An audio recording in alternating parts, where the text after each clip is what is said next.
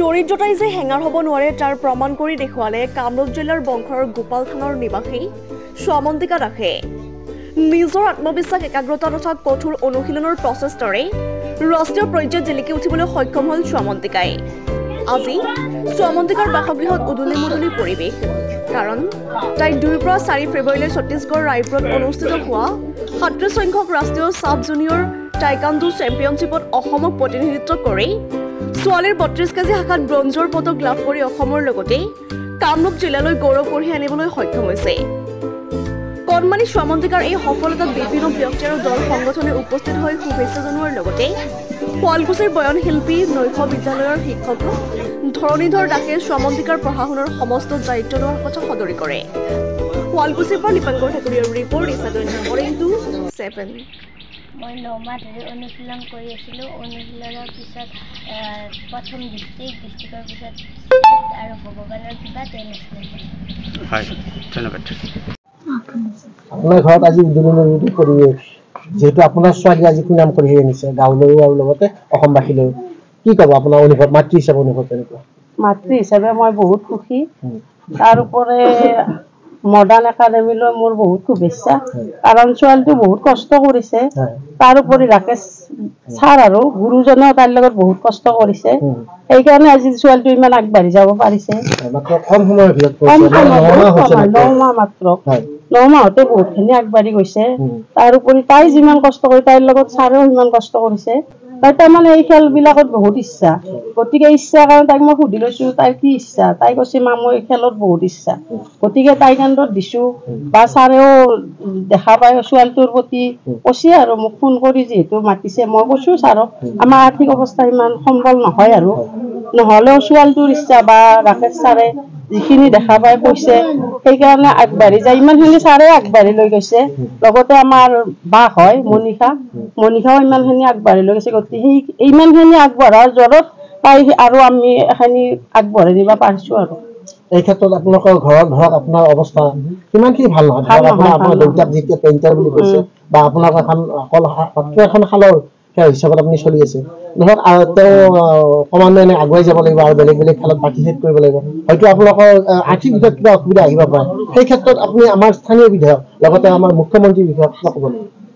মুখ্যমন্ত্ৰী হেমন্ত বিশ্ব শৰ্মাই কিবা যদি অলপ সহযোগ কৰে, আমি এতিয়া যিমানখিনি আগবাঢ়িছোঁ হয়তো ভৱিষ্যত আৰু অলপ বেছি আগবাঢ়ি যাব পাৰিম। আৰু সেইখিনি আশা কৰি হেমন্ত বিশ্বলৈ মোৰ অনুৰোধ। আৰু নমস্কাৰ, মোৰ নাম চম্বল দাস, মোৰ গাঁও বংশৰ লগতে আমাৰ ছোৱালীয়ে যি কম সময়ৰ ভিতৰতে শুৱালকুছি মডাৰ্ণ টাইকাণ্ডো একাডেমী প্ৰশিক্ষণ লৈ এটা ডাঙৰ এটা সুনাম কঢ়িয়াই আনিছে। গাঁওবাসীৰ লগতে তথা আমাৰ একাডেমীৰ সকলোকে ধন্যবাদ জ্ঞাপন কৰিছোঁ। আপুনি কি কাম কৰে? মই পেইণ্টাৰ। যিহেতু আপোনাৰ আৰ্থিক দিশত সেনেকুৱা নহয়, ব্যৱস্থা যিখিনি দিব পৰা নাই তাৰে ভিতৰতে যিখিনি কৰিছে, সেইটো কাৰণে বিৰাট সুখী হৈছোঁ। কেতিয়াৰ পৰা অনুশীলন কৰি আছিল? প্ৰায় আজি 9 মাহ ধৰি অনুশীলন কৰি আছে তাই। আৰু ক'ত খেলিলে তাই? প্ৰথমে ডিষ্ট্ৰিক্টত খেলিলে, তাৰপিছত ষ্টেট, আৰু এতিয়া তাই নেশ্যনেলত খেলি আছে। তেওঁ বংশবাসীৰ কাৰণে যি গৌৰৱ উদযাপন কৰে তাৰ বিষয়ে কি ক'ব বিচাৰে আপুনি? খুবেই ভালেই লাগিছে। তাই মোৰ চিষ্টাৰো হয়। বহুত ভাল লাগিছে, তাই এইখিনি কষ্ট কৰি যে পাইছে আৰু বহুত ভাল লাগিছে। হয়, ঠিক আছে, ধন্যবাদ। আজি মই নথৈ আনন্দিত।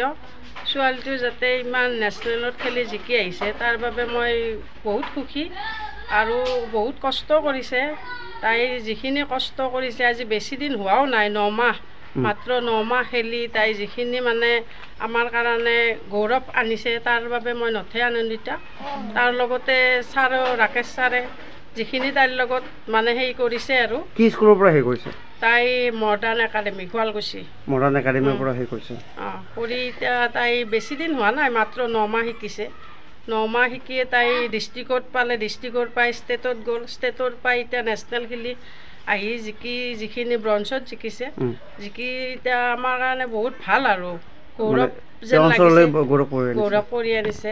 তাৰ কাৰণে আৰু আমি বহুত সুখিত বা আমি সিমান মানে আমাৰ আৰ্থিক অৱস্থা ভালো নহয় তথাপিতো আৰু যিখিনি পাৰিছোঁ সেইখিনিতো কৰিছোঁ আৰু এতিয়া আগলৈ যদি মই আগুৱাই নিয়াৰ কাৰণে অলপ আমাৰ ডাঙৰীয়া হেমন্ত বিশ্ব শৰ্মাই যদি কিবা অলপমান সহায় সহযোগ কৰিলা হয় আমি আৰু অলপ বেছি আগুৱাই যাব পাৰিলোঁ হয় ধন্যবাদ গতিকে আজি হাজো মহকুমা ক্ৰীড়া উন্নয়ন পৰিষদৰ সভাপতি হিচাপে মই গৌৰৱ বোধ কৰিছোঁ যে মোৰ গাঁৱৰ মোৰ ঘৰৰ নিচেই ওচৰত শ্যামন্তিকা দাসে এটা ৰাষ্ট্ৰীয় সন্মান গাঁওখনলৈ কঢ়িয়াই আনিব পাৰিছে গতিকে মই খুব উল্লাসিত হৈছোঁ আনন্দিত হৈছোঁ আৰু তেওঁলৈ মোৰ আশীষ বৰিষণ